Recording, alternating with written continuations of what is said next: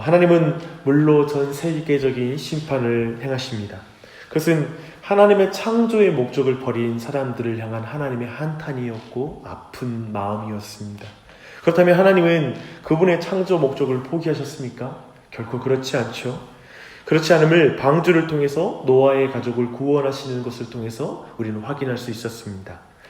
성경이라는 이 그랜드 스토리에서 우리는 거대한 주제를 여러분이 보셨으면 좋겠습니다. 하나님은 하나님 나라를 포기하지 않으십니다. 그리고 그것을 끝까지 이루십니다. 하나님은 반역한 그분의 백성을 버리지 않으셨고요. 그리고 노아라는 한 가족을 구원하셔서 다시 하나님 나라를 재건하십니다. 그러나 홍수 이후에 노아가 포도주에 취하고 함이라는 아들이 아버지를 수치스럽게 하는 사건이 일어납니다. 즉 홍수의 사건을 통해서도 인간의 죄성이 사라지지 않았다는 것을 보여주는 것입니다. 오늘은 이제 10장부터 12장까지 내용을 이제 통독할 것입니다. 온 교회가 오늘 말씀을 통해 하나님의 은혜를 받아 누렸으면 좋겠고 또 이 자리에 있는 여러분 또한 이 말씀의 은혜가 넘치길 바랍니다.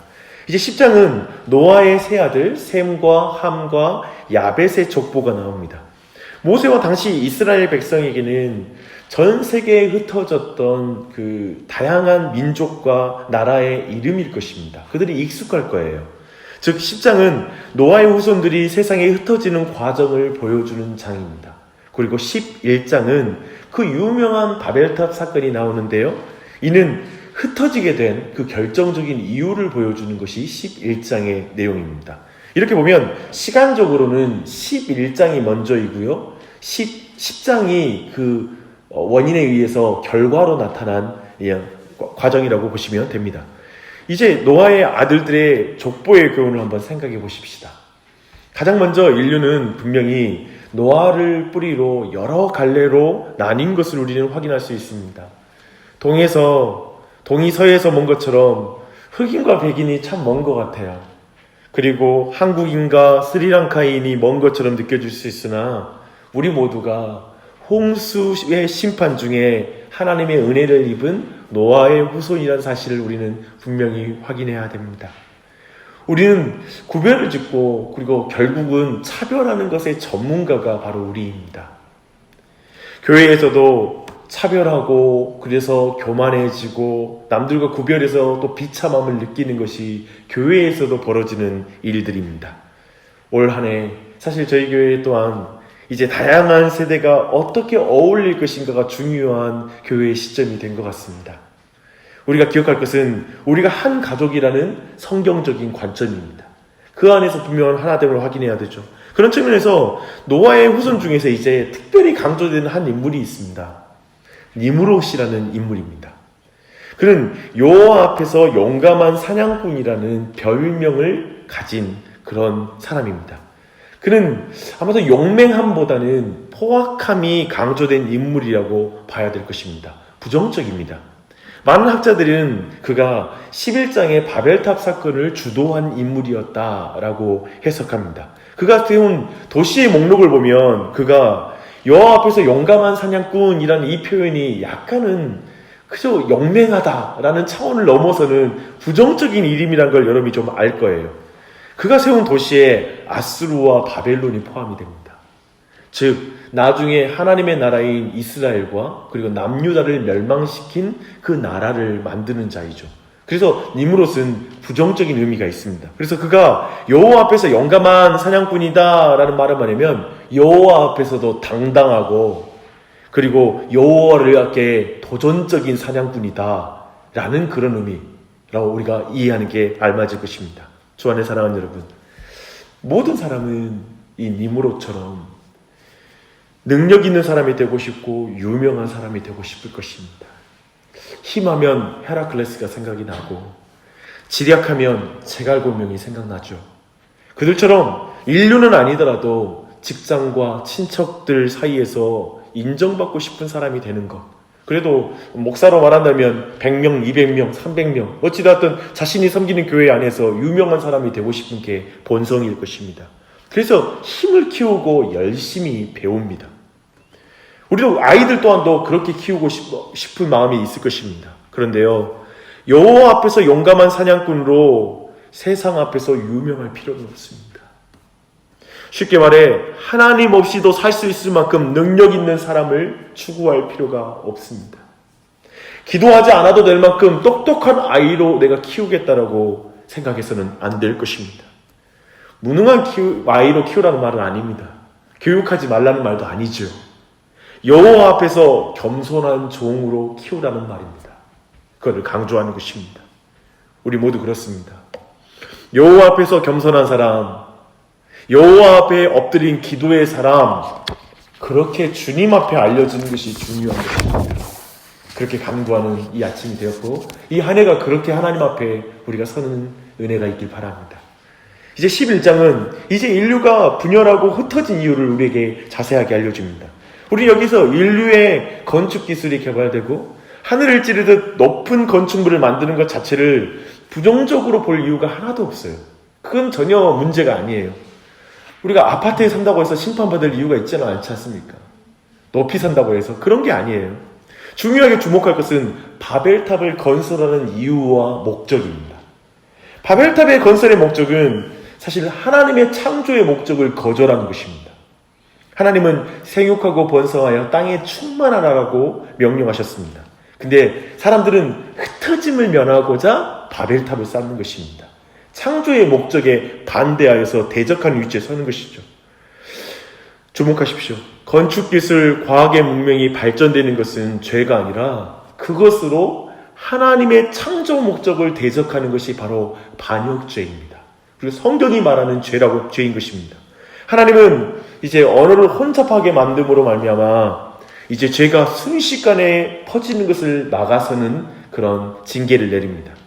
모든 사람이 동일한 언어를 공유하면 죄가 쉽게 전파되지 않겠습니까? 그래서 언어를 경계로 민족과 국가가 나뉘어지면 죄가 확장되는데 훨씬 많은 시간이 소용되는 것입니다. 그래서 더 큰 죄를 억제하는데 나라가 사용되는 것을 우리는 확인할 수가 있습니다. 오늘날도 그렇죠. 우리는 이 11장의 내용을 통해서 중요하게 배워야 될 교훈들이 있어요. 그것은 하나님이 주신 선물을 하나님의 목적, 하나님의 뜻에 따라 사용해야 된다는 것입니다. 니무롯이 하나님이 주신 힘으로 하나님을 대적하잖아요. 그것처럼 과학 문명으로 건축 기술로 하나님과 같아지려는 죄를 범하는 것이 인간의 본성 안에 있다는 사실을 여러분이 간과해서는 안 될 것입니다. 사랑하는 여러분, 말세가 될수록 과학 기술은 발전되고 인터넷 기술 그리고 언어의 통합이 급속도로 지금 이루어지고 있습니다. 이것은 곧 다시 바벨탑을 쌓는 조건이 지금 점점 완성되고 있다는 걸 여러분이 기억하셔야 됩니다. 그래서 급속도로 전 세계적으로 지금 죄는 퍼지고 있습니다. 이런 시대에 우리 주님의 백성들이 꼭 기억해야 될 것은 이 모든 백성과 교회들은 바벨의 정신을 대적하여 서야 된다는 것입니다. 내 이름을 내고 그리고 흩어짐을 면하자 하며 하나님의 목적을 대적하는 이 모든 문화를 우리가 이 한 해 동안 경계해야 됩니다. 그래서 더욱 기도해야 될 건 참으로 모든 곳으로 하나님께 영광 돌리는 나와 우리 가정이 되게 해주시고 교회가 되게 해주십시오. 주님께 받은 복이 크죠. 어쩌면 정말 큰 교회를 다니는 사람들이 있을 것이고 또 정말 좋은 건물과 좋은 시설이 있을 수 있죠. 근데 그것으로 우리 이름을 내면 다 그것이 망하는 것입니다. 하나님의 이름만 영화롭게 하는 것이 교회의 본분일 것입니다. 그래서 더욱더 그렇게 우리가 간구하는 은혜가 이 아침에 있기를 바랍니다. 이제 12장입니다. 이제 12장은 이렇게 바벨탑을 쌓아 하나님을 대적하여 흩어진 사람 중에서 하나님께서 아브라함을 부르시는 것으로 시작합니다. 아담의 타락으로 위기를 맞은 하나님 나라에서 하나님은 노아를 택하시잖아요. 그리고 이제 노아의 자손들의 반역 속에서 하나님은 아브라함을 부르심으로 이제 구속의 역사에서 이제 거대한 전환점을 가져옵니다. 변화가 일어나요. 하나님께서 아브라함을 부르신 목적은 그렇기 때문에 우리는 하나님 나라의 회복이라는 것을 여러분 주목할 필요가 있습니다. 많은 사람들이 나주에 내려올 때 이 아브라함 말씀을 인용해요. 그래서 내 본토 친척 아비집을 떠나라는 아브라함의 부르심을 기억하며 왔다고 이렇게 고백하는 사람을 심심찮게 보게 됩니다. 근데 이것은 그저 개인적으로 이 말씀을 적용하는 것이 불가능한 것은 아니지만 이 아브라함의 이 장에서 이 말씀 자체의 원래는 더 주목할 것은 아브라함의 부르심은 전 인류를 위한 공적인 부르심이라는 사실을 주목해야 됩니다. 정말 아브라함이 하나님께 순종해서 부자 된 것처럼 우리도 순종해서 부자 되자라는 식으로 가거나 불임의 문제와 출산의 비결 같은 것으로 이 본문을 사용하는 것은 원래 성경의 핵심 주제를 한참 벗어난 것이 되는 것입니다. 그래서 아브라함의 이 중요한 주제가 구속사 안에 있다는 걸 보되 이 아브라함의 삶이 가진 이 공적인 성격은 아브라함 언약을 통해서 분명하게 우리가 확인할 수가 있습니다. 하나님은 아브라함에게 땅과 민족을 약속하세요. 땅과 민족은 국가를 세우기 위한 필요한 요소들이에요. 그래서 아브라함 언약은 곧 하나님 나라를 세우려는 하나님의 계획을 보여주고 있는 것입니다. 결국 우리는 역사 속에서 하나님이 아브라함의 후손을 통해 이스라엘 나라를 세우는 것을 우리는 확인하게 돼요. 그런데 그 나라는 이스라엘 민족만을 위한 민족국가가 아닙니다. 오늘 말씀 말하잖아요. 그 나라를 통하여 모든 열방 가운데 모든 민족 가운데 하나님의 복을 흘리기 위함이라고 말씀하고 있잖아요. 오늘날에 사실 우리가 왜 유대인의 종교를 우리가 믿어야 돼? 왜 우리가 이스라엘의 족보를 우리가 이게 봐야 돼? 라는 식으로 말하는 사람들을 보게 됩니다. 묻는 사람들을 봐요. 그것은 아브라함의 언약을 철저하게 오해한 그런 질문입니다. 성경을 완전히 오해한 관점에서 나오는 질문입니다.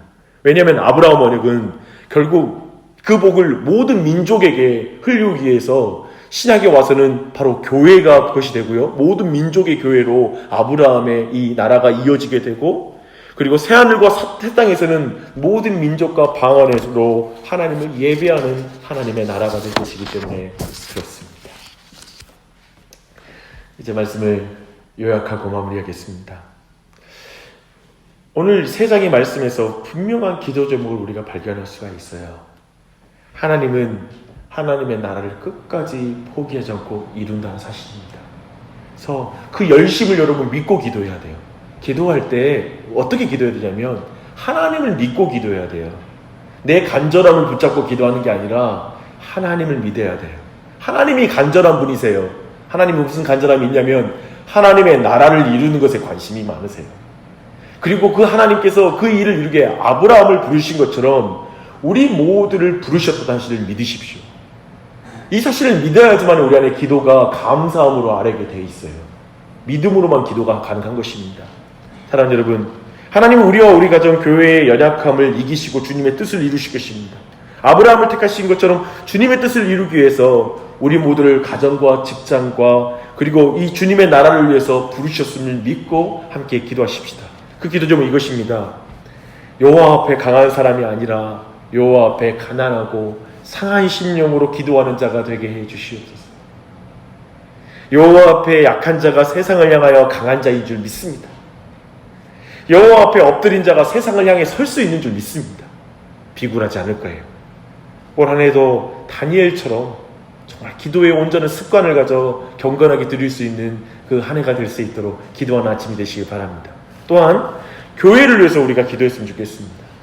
우리가 속한 교회를 위해서 기도하되 우리의 이름을 위하여 우리의 이기적인 목적을 따라 하나 되는 교회가 되어서는 안 될 것입니다.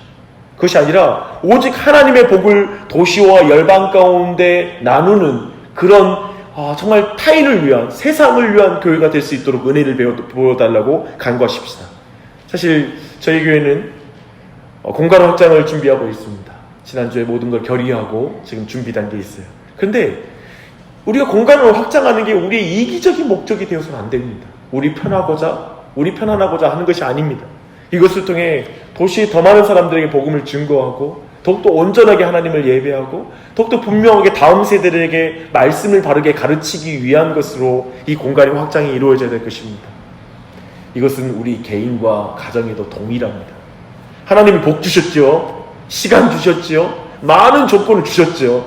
그것을 자기의 이름과 자기의 영광을 위해 우리 가족만을 위해서 사용하는 것은 하나님의 뜻에 부합하지 않는 것이죠. 주님, 우리에게 주신 많은 복과 시간과 모든 걸 통해서 하나님의 나라를 세우는 일에 사용하여 주시옵소서. 이렇게 간구하는 아침이 되시길 바랍니다. 좋은 출발이죠? 이 한 날 그렇게 기도하고 나아갈 때 얼마나 복된 한 날이 되겠습니까? 그렇게 출발하는 여러분에게 하나님이 놀라운 은혜가 넘치기를 예수님의 이름으로 축원합니다. 기도하겠습니다. 하나님 아버지, 오늘 이 말씀을 통하여 하나님의 나라를 위한 하나님의 열심을 보게 하시니 감사합니다.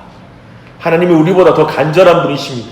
하나님이 나와 우리 가정 그리고 교회를 하나님 우리가 사랑하는 것보다 더 사랑하고 계시고, 그것이 온전하게 하나님 나라가 이루어 하나님의 통치를 받기 원하는 것이 하나님께 더욱 간절한 것을 믿습니다.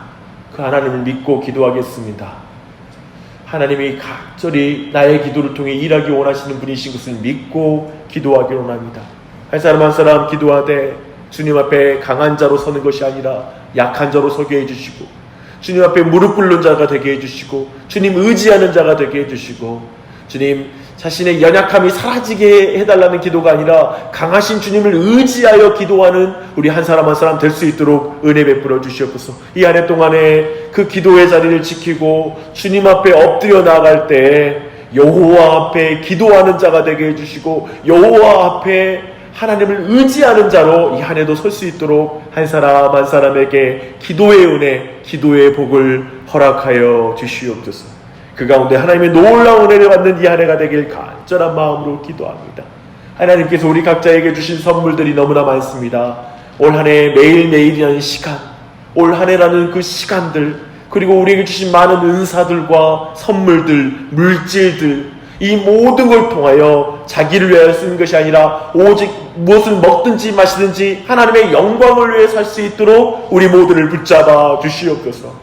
특별히 이 교회를 긍휼히 여겨주셔서 교회의 공간을 확장할 수 있도록 은혜를 베푸신 주님, 이걸 결정하게 하셨사오니 이 과정마다 주님 하나님의 인도하심인 줄 믿습니다. 하나님이 온 교회에 동일한 마음 주셔서 이 일을 허락하신 줄 믿사오니 하나님 모든 물질과 모든 것을 우리가 준비할 때도 하나님이 모든 길을 인도해 주시고 과정 가운데 함께하여 주시옵소서. 특별히 이 교회가 이 모든 과정이 그저 우리 이름을 내고 그저 우리 자신이 커지고 우리 자신이 정말 유익을 누리는 것에 멈추지 말게 하여 주시고, 그 모든 걸 통하여 주님께 영광을 돌리는 교회의 모든 확장이 될 수 있도록 은혜 베풀어 주시옵소서. 이 아침에도 우리 각자 또한도 자신에게 주어진 모든 은사로 이 안을 생각할 때 부지런히 주님이 주신 은사들을 사용하게 주셔서 주님 한 달란트 우리 각자의 달란트로 주님 우리에게 맡은 만큼 분량만큼 주님 앞에 충성을 다하는 한 해가 될 수 있도록 은혜 베풀어 주시옵소서. 주님이 아침에 기도할 때 한 사람 한 사람에게 임재하여 주셔서 그 기도를 도와주시길 간절히 기도합니다. 특별히 우리 성호 형제 아버님의 건강을 붙잡아 주시고 온전히 회복할 수 있도록 은혜 베풀어 주시옵소서. 강건케 하여 주시옵소서. 모든 것에 감사하며 기도할 때에도 큰 은혜 부어주시길 간구하며 예수님의 이름 받들어 기도합니다. 아멘.